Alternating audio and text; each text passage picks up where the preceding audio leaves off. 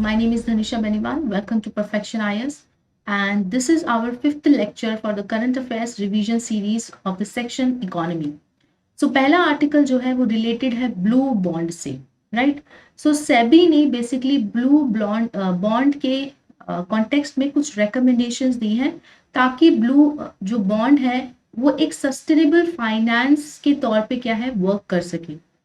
सो organisations जो claim करती हैं that these securities can be used for a variety of blue economy related activities जैसे कि exploitation of the maritime resources and sustainable fishing. So blue bond basically होते क्या है? सबसे पहले तो आप ये समझ लीजिए कि कोई जो बॉन्ड होता है वो एक प्रकार का क्या है, डेट इंस्ट्रूमेंट होता है. ऑलराइट, सो वैसे ही ब्लू बॉन्ड भी क्या है, एक टाइप के क्या है, डेट इंस्ट्रूमेंट है जिसको गवर्नमेंट, डेवलपमेंट बैंक्स या कोई भी अदर दूसरी ऑर्गेनाइजेशन जो है मनी को कलेक्ट करने के लिए, बेसिकली कैपिटल को रेज करने के लिए इन्वेस्टर्स के लिए इस तरीके के बॉन्ड को क्या है, इशू किया जाता है.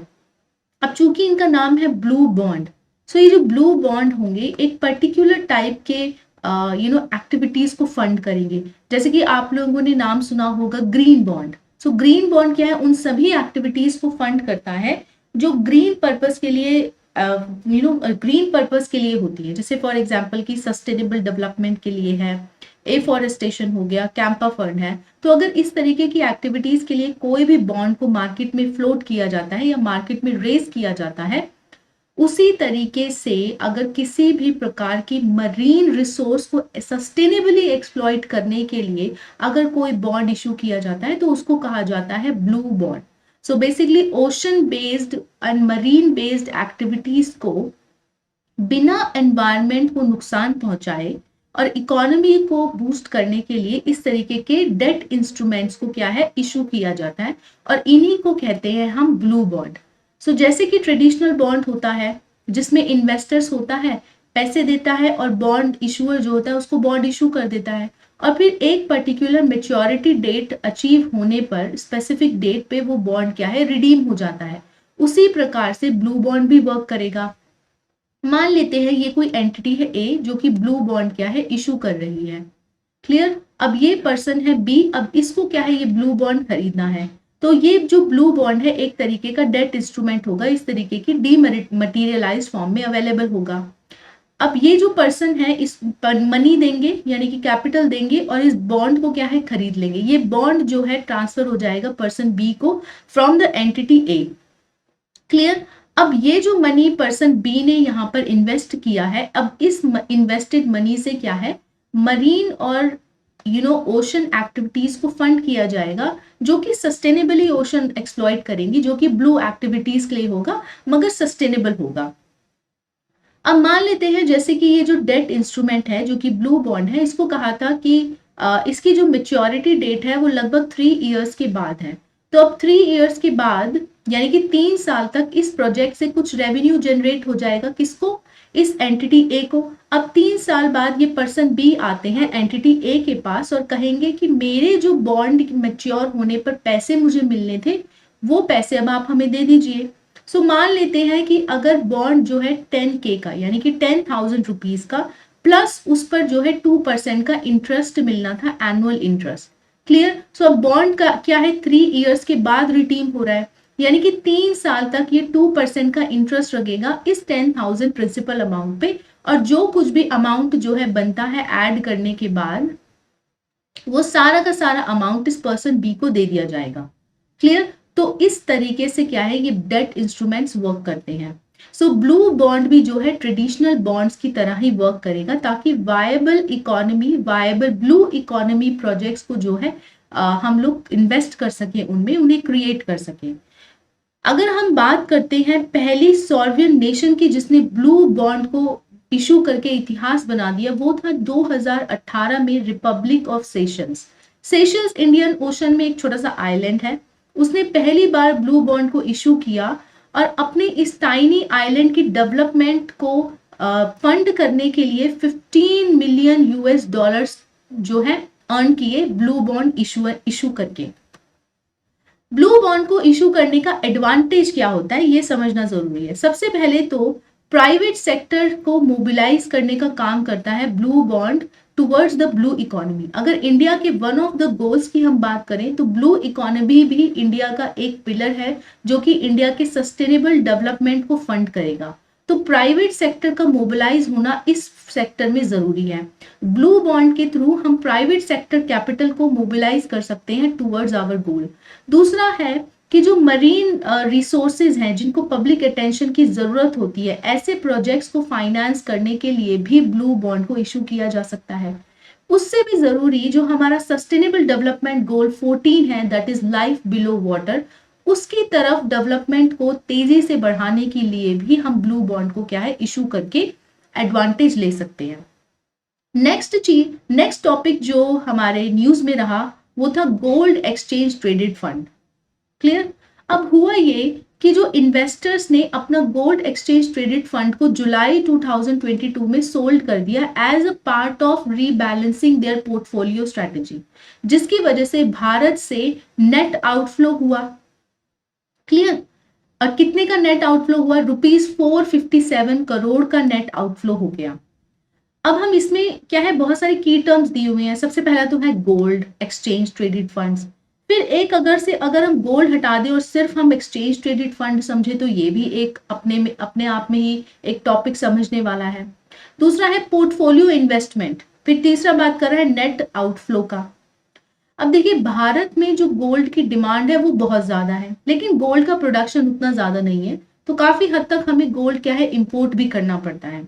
मगर भारत में जो गोल्ड है वो इन्वेस्टमेंट के तौर पे इस्तेमाल नहीं होता। गोल्ड को ज्यादातर जो पर्सन है भारत में, इंडिया में, एज अ ज्वेलरी के फॉर्म में यूज करते हैं।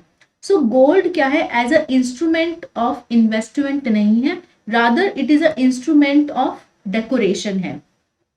इसीलिए गवर्नमेंट ने बहुत सारे प्रयास किए हैं ताकि गोल्ड में जो इन्वेस्टमेंट जाता है, खास करके जो फिजिकल एसेट में जाता है इन्वेस्टमेंट, उसको तिजोरी में लॉक करने की बजाय हम अगर उसे स्टॉक मार्केट में फंड करें या किसी म्यूचुअल फंड में अगर हम गोल्ड को इस तरीके से इन्वेस्ट करना शुरू कर दें, तो हम अपनी कैपिटल जो कि लॉकर्स में लॉक हो जाती है उसको हम मोबिलाइज कर सकेंगे इकोनॉमी में, यानी कि अभी वो सर्कुलर में आ जाएगी।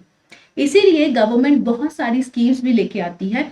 उसी स्कीम का एक हिस्सा है गोल्ड एक्सचेंज ट्रेडेड फंड्स।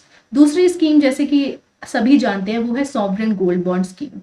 तो सॉवरेन गोल्ड बॉन्ड स्कीम हुई, गोल्ड एक्सचेंज ट्रेडेड फंड्स हुए, ये सभी क्या है, जो डोमेस्टिक फिजिकल गोल्ड है उसके प्राइस को स्टेबलाइज करने के लिए and at the same time जो फिजिकल गोल्ड में मनी इन्वेस्ट करके एक स्टेबल हो जाता है उसको मोबिलाइज करना है टुवर्ड्स द इकोनॉमी, यानी कि जो फिजिकल एसेट में मनी इन्वेस्टेड है उसको हमें सर्कुलेशन में लेके आना है।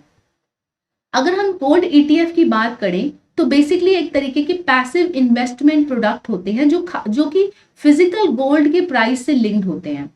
अगर ये इन्वेस्ट करते हैं किसमें, गोल्ड बुलियंस में। जो गोल्ड की इस तरीके से ईंटें बनी होती है इनको गोल्ड बुलियंस बोलते हैं। सो बेसिकली ज्वेलरी में इन्वेस्ट ना करके गोल्ड बुलियंस में इन्वेस्ट करते हैं।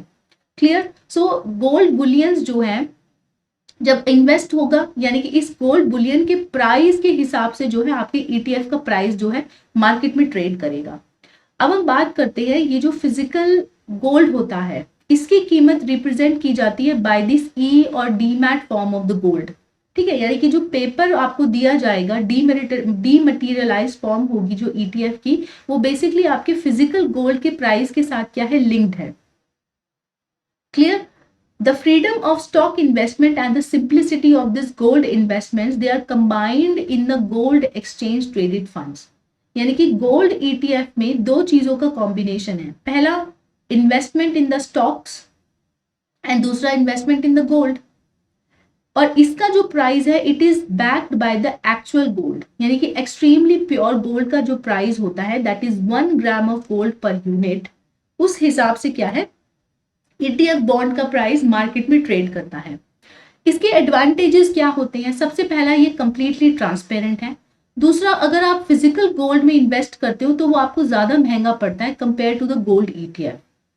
एक और इंपॉर्टेंट पॉइंट ये है कि जब आप गोल्ड की ज्वेलरी खरीदते हो तो उस पर आपको GST देना पड़ता है, आपको वैट देते हैं, आप सर्विस टैक्स देते हो, आप उसका जो मेकिंग चार्जेस दिए जाते हैं अगर आप ज्वेलरी बना रहे हो, तो बहुत सारे चार्जेस दे करके आप अननेसेसरी अपनी ज्वेलरी की प्राइस क्या है उसको इंक्रीज कर लेते हो। लेकिन अगर आप गोल्ड ETF बॉन्ड में मनी इन्वेस्ट करते हो तो बहुत सारी चीजों से बच जाते हो, जैसे कि wealth tax, security transaction tax, sales tax और वैट।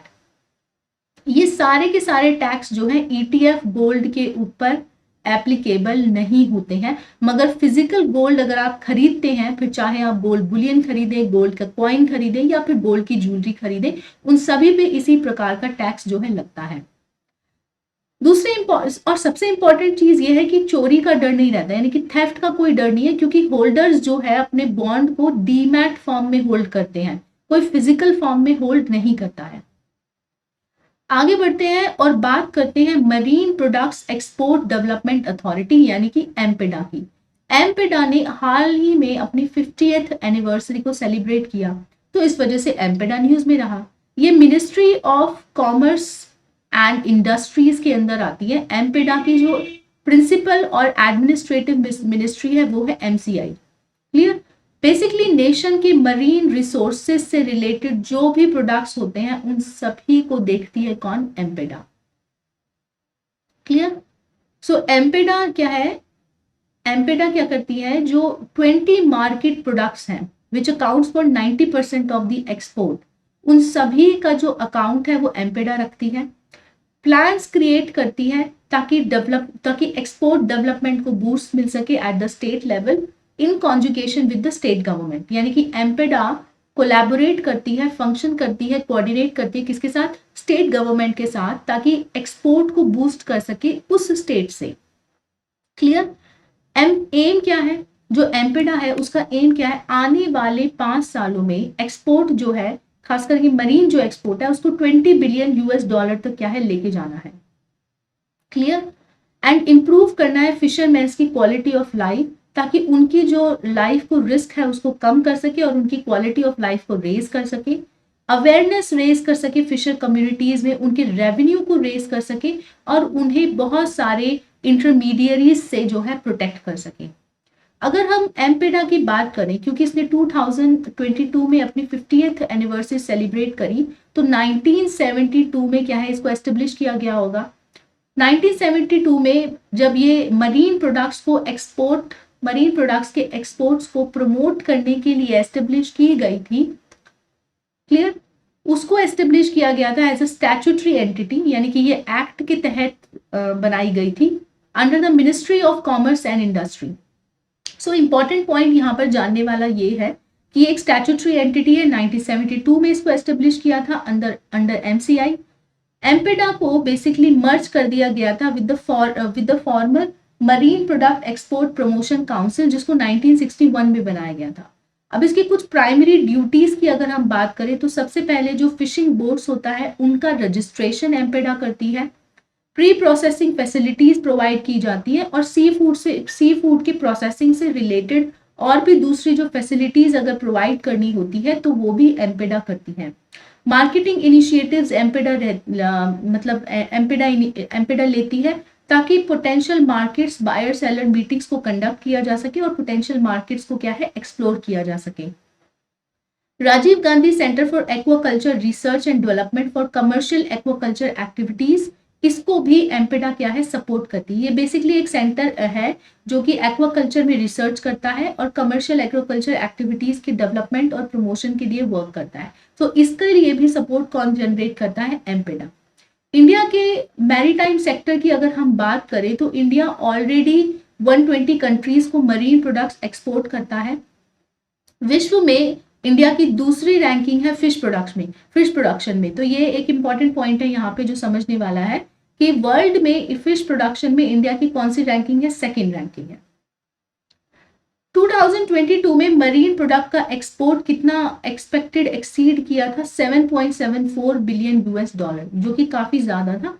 और अभी फिलहाल क्या है, हमें इसे बढ़ाना भी है। तो जैसा कि अगर एक वन ऑफ द एम था जो हमने डिस्कस किया था कि हमको इसको कितना बढ़ाना है, $20 बिलियन और अभी हमारा कितना है? 7.74 बिलियन।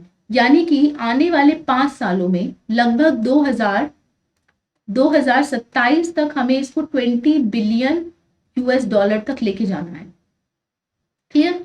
एम्पेडा की अगर हम बात करें तो कैपेसिटी बिल्डिंग भी एम्पेडा का एक काम है फॉर द ऑर्गेनाइजेशन, जैसे कि national centre for sustainable aquaculture, तो इसके लिए कैपेसिटी बिल्डिंग का भी काम करता है। जब हम वर्ड यूज करते हैं ना कैपेसिटी बिल्डिंग, तो कैपेसिटी बिल्डिंग रिलेटेड होता है इंफ्रास्ट्रक्चर से और ह्यूमन कैपिटल से। सो कैपेसिटी बिल्डिंग में both physical and human assets को क्या है इंक्लूड किया जाता है।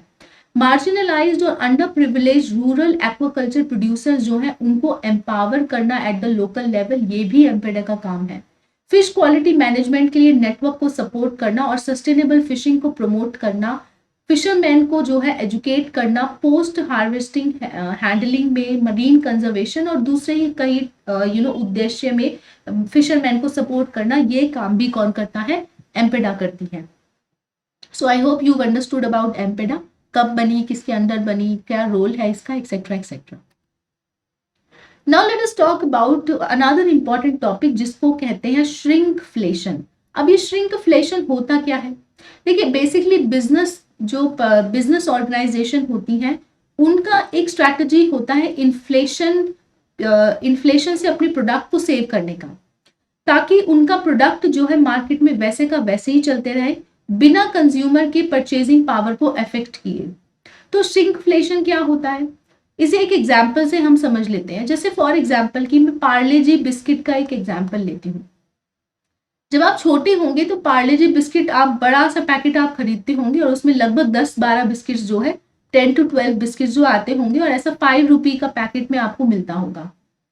अब हुआ क्या, क्योंकि इन्फ्लेशन बढ़ गया तो 10-12 बिस्किट देना बिना प्राइस को इंक्रीज किए ये कंपनीज के लिए एक चैलेंज हो गया। तो कंपनीज ने क्या किया, प्राइस तो नहीं बदला मगर क्वांटिटी को कम कर दिया। इससे ये हुआ कि कंज्यूमर के परसेप्शन में ये बात आएगी ही नहीं कि क्वांटिटी डिक्रीज हो गई है, क्योंकि ऐसा ग्रेजुअली होता है over a period of time. Companies जो है, बिजनेस ऑर्गेनाइजेशन जो है, इस स्ट्रैटेजी को अपनाती हैं और इन्फ्लेशन से अपने प्रोडक्ट को बचा लेती हैं। तो मार्केट में जो उनका प्रोडक्ट होता है वो वैसे का वैसे ही बना रहता है बिना कंज्यूमर के परचेजिंग पावर को अफेक्ट किए। आप 5 रुपए का बिस्किट खरीद रहे हैं तो आप 5 रुपए का ही बिस्किट खरीद रहे हैं। पिछले साल भी आपने 5 रुपीज का खरीदा और इस साल भी आपने 5 रुपीज का खरीदा, हालांकि क्वांटिटी क्या है, डिक्रीज कर दी गई है। तो बेसिकली इन्फ्लेशन का इफेक्ट तो हुआ है मगर वो परसीव नहीं हुआ। क्लियर? सो इन्फ्लेशन है मगर कंज्यूमर उसे परसीव नहीं कर पा रहा बिकॉज ऑफ द स्ट्रैटेजी जिसको बोलते हैं श्रिंकफ्लेशन। तो आई होप कि आप लोग श्रिंकफ्लेशन समझ गए होंगे। श्रिंकफ्लेशन का एक सबसे इंपॉर्टेंट रीजन होता है the cost of the raw material, यानी कि ये कॉस्ट पुल इन्फ्लेशन के कैटेगरी में भी आप इसको क्या है काउंट कर सकते हो। इन्फ्लेशन अगर आपने पढ़ा होगा तो कई प्रकार के इन्फ्लेशन होते हैं एंड इन्फ्लेशन के दो रीजंस की वजह से इन्फ्लेशन होता है। एक होता है डिमांड की तरफ से इन्फ्लेशन होना, दूसरा है कॉस्ट की तरफ से इन्फ्लेशन होना। अगर कभी कभी ऐसा होता है कि एग्रीगेट सप्लाई से एग्रीगेट डिमांड ज्यादा होती है तो उसको हम बोलते हैं डिमांड पुल इन्फ्लेशन। लेकिन अगर बिना सप्लाई को चेंज किए कॉस्ट बढ़ जाती है तो उसको हम बोलते हैं cost pull inflation. Clear? So cost pull inflation की कैटेगरी में आप इसे डाल सकते हैं क्योंकि रॉ मटेरियल और कंपोनेंट्स की कॉस्ट बढ़ने की वजह से एक फियर्स मार्केट राइवलरी क्रिएट होती है और अपने प्रोडक्ट को बिजनेस कंपनीज बचाने के लिए फ्रॉम द इफेक्ट और इम्पैक्ट ऑफ इन्फ्लेशन इस तरीके की स्ट्रैटेजी को क्या है अडॉप्ट करती हैं। सो श्रिंकफ्लेशन के कॉजेज क्या हो सकते हैं? बेसिकली श्रिंकफ्लेशन का रीजन क्या है? Profit margin. कंपनीज जो है अपना प्रॉफिट मार्जिन मेंटेन करके रखना चाहती हैं, यानी कि बिना प्राइस को बढ़ाए, क्योंकि अगर वो प्राइस बढ़ाएंगी तो मार्केट में उनके प्रोडक्ट की वैल्यू कम हो जाएगी, क्योंकि हमेशा जो कंज्यूमर होता है वो सब्सटीट्यूट ढूंढने की कोशिश करता है, एक ऐसा चीप सब्सटीट्यूट जो कि उसके उसी क्वालिटी में उसको उसी प्रोडक्ट का क्या है सेटिस्फैक्शन दे दे। तो बिना प्राइस को रेज किए अपने प्रॉफिट मार्जिन को मेंटेन करने का एक तरीका होता है shrink inflation. So basically profit margin maintain करना एक रीजन हो गया। दूसरा है कि कस्टमर्स क्या है ब्रांड को स्विच कर सकते हैं। तो अपनी जो मार्केट है, किसी भी कंपनी का कोई प्रोडक्ट होता है उसकी एक मार्केट होती है, उसका एक क्लाइंटेल होता है। क्लाइंटेल का मतलब उसके क्लाइंट्स का एक बेस बना होता है। बहुत से कस्टमर्स होते हैं किसी पर्टिकुलर प्रोडक्ट पे रिलाई करते हैं। जैसे फॉर एग्जाम्पल कि शैम्पू का ब्रांड है, अगर कोई पर्सन एक पर्टिकुलर शैम्पू का ब्रांड यूज करता है तो वही यूज करेगा। अगर कंपनी अचानक से उस शैम्पू की प्राइस को इतना ज्यादा इंक्रीज कर दे कि उस पर्सन के पॉकेट से बाहर चला जाए, तो पर्सन क्विकली स्विच कर लेगा ब्रांड को। तो कंपनीज क्या करती हैं, अपना क्लाइंट बेस बचाने के लिए इस तरीके की स्ट्रैटेजी को यूज करती है कि कस्टमर क्या है, ब्रांड को स्विच ना कर ले। इसीलिए कस्टमर के अवेयरनेस से बच करके धीरे धीरे अमाउंट को क्या है, कॉन्स्टेंटली डिक्रीज कर दिया जाता है। पहले आप देखेंगे, अगर मान लीजिए 500 रुपए का शैम्पू है, तो कुछ मान लेते हैं कि लेट्स से कि 500 ml मिलता होगा। कुछ साल बाद ये 500 ml ना करके उन्होंने 480 ml कर दिया, फिर कुछ साल बाद इसी अमाउंट में 360 ml कर दिया। तो अब आप देखते होंगे कि आप लाते तो 500 रुपए का शैम्पू है, लेकिन वो 500 ml की बजाय कुछ 360 ml या 340 ml के करीब ही आपको जो है शैम्पू मिलता है। सो ग्रेजुअली क्या है, क्वांटिटी डिक्रीज हो रही है मगर प्राइस वही सेम है। क्लियर? सो आई होप आप लोगों को श्रिंकफ्लेशन जो है समझ आ गया होगा। अगर हम श्रिंकफ्लेशन की बात करें तो इसकी इम्पैक्ट क्या है? सो बेसिकली इम्पैक्ट ये है कि जो मैन्युफैक्चरर्स हैं वो मोर मनी सेव कर लेते हैं। कंज्यूमर्स, एक तरीके से कंज्यूमर के राइट को ये अफेक्ट करता है, क्योंकि कंज्यूमर सोचते हैं कि उनका जो ब्रांड है वो इन्फ्लेशन से अफेक्ट ही नहीं हो रहा है, क्योंकि प्राइस तो सेम है और क्वांटिटी पे इतना ज्यादा कंज्यूमर्स जो है ध्यान नहीं देते हैं। सो कंटेनर और वेसल्स का जो साइज है वो माइन्यूटली डिक्रीज होता है, उसमें बहुत ज्यादा मेजर चेंजेस भी कंपनीज नहीं करती हैं। क्लियर? सो ये सब क्या होता है, एक तरीके की परसेप्शन मार्केटिंग स्ट्रैटेजी में भी इसको काउंट किया जा सकता है। जो नेक्स्ट टॉपिक हम डिस्कस करने वाले हैं वो है हेज फंड्स। तो हेज फंड्स क्या होते हैं? हेज फंड्स बेसिकली एक तरीके की लिमिटेड पार्टनरशिप होती है ऑफ द प्राइवेट इन्वेस्टर्स, जो कि अपने कैपिटल को मैनेज करवाते हैं बाय सम एक्सपीरियंस्ड फंड मैनेजर्स। यानी कि बेसिकली एक फंड बना दिया जाता है जिसमें सभी के सभी पार्टिसिपेंट्स क्या है, अपने फंड को डाल देते हैं। अब ये फंड कहलाता है हेज फंड्स। अब ये जो हेज फंड होता है, इससे इन्वेस्ट किया जाता है इस टैक्टिक्स के through in a non traditional way, ताकि अबव एवरेज इन्वेस्टमेंट पे रिटर्न्स पाए जा सके। Clear? So basically hedge fund क्या है, एक तरीके का डेंजरस ऑल्टरनेटिव इन्वेस्टमेंट ऑप्शन है,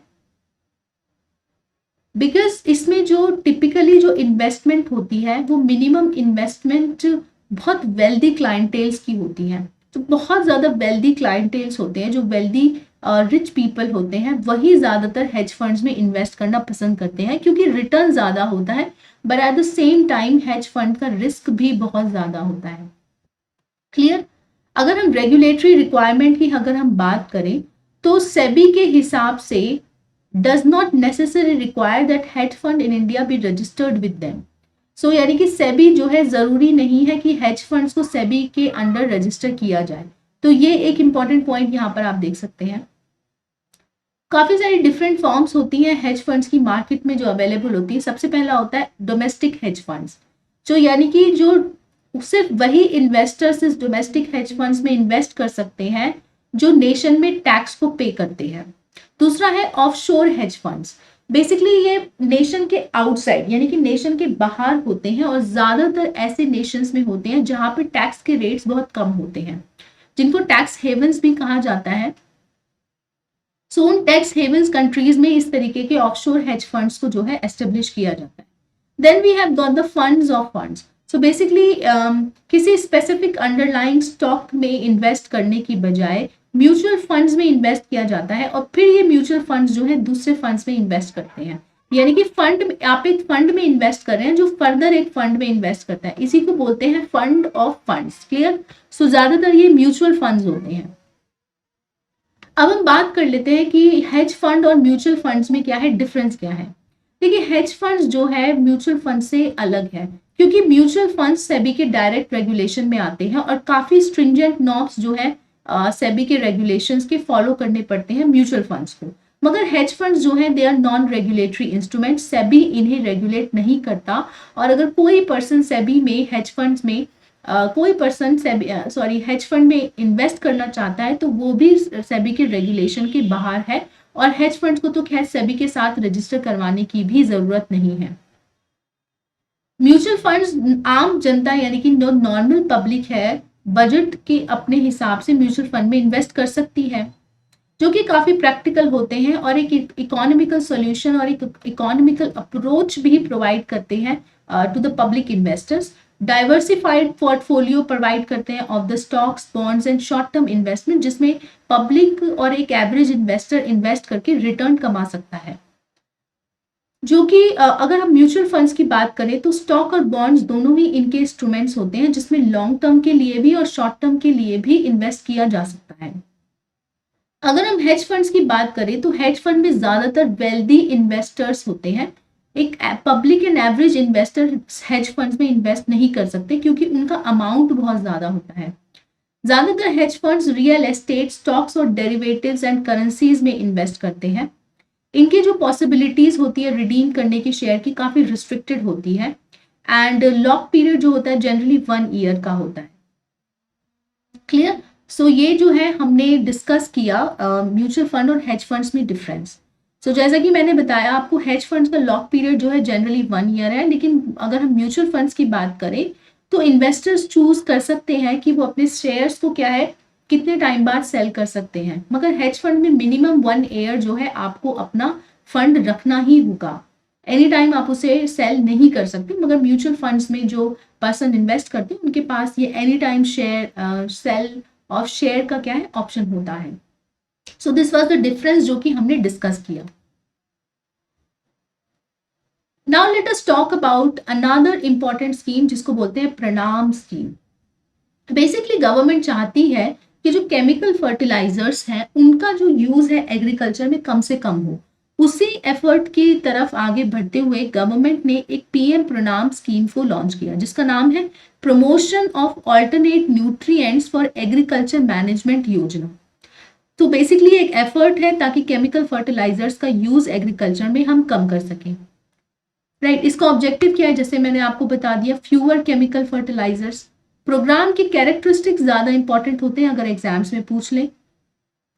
बेसिकली इस प्रोग्राम का कोई सेपरेट बजट नहीं होगा और करंट फर्टिलाइजर सब्सिडीज का जो सेविंग होगा उसी से ही इस प्रोग्राम को जो है फंड कर दिया जाएगा। जो स्टेट्स हैं अपना मनी सेव करती हैं उस सब्सिडीज पे, उन सभी को रिवॉर्ड दिया जाएगा अबाउट 50% ऑफ द सेविंग्स। यानी कि अगर मान लेते हैं किसी स्टेट ने, ये एक एग्जाम्पल मैं ले रही हूँ, मान लेते हैं अगर किसी स्टेट ने 500 रुपीज को सेव किया है, इसका जो 50% होगा कितना होगा इसका 50%? 250, राइट? इसका कितना परसेंट होगा? 250, इसका 50% होगा, है ना?